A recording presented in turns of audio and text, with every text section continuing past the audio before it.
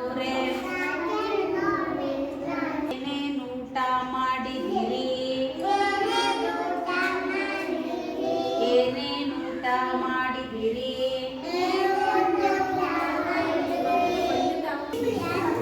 ಬಿಸಿ ಬಿಸಿ ಸಾರು.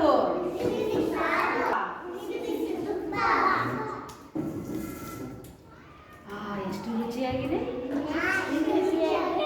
ಎಷ್ಟು ರುಚಿಯಾಗಿದೆ. ಅನ್ನದಲ್ಲಿ ಏನಿತ್ತು? ಸಣ್ಣದೊಂದು ಕಲ್ಲಿತ್ತು. ಸಣ್ಣದೊಂದು ಕಲ್ಲಿತ್ತು. ಕಲ್ಲು ಕಟಂ ಎಂದಿತ್ತು. ಕಲ್ಲು ಕಟಂ ಎಂದಿತ್ತು. ಜುಟ್ಟ ಝುಮ್ ಎಂದಿತ್ತು. ಹೊಟ್ಟೆ ಡಮ್ ಅಂದಿತ್ತು.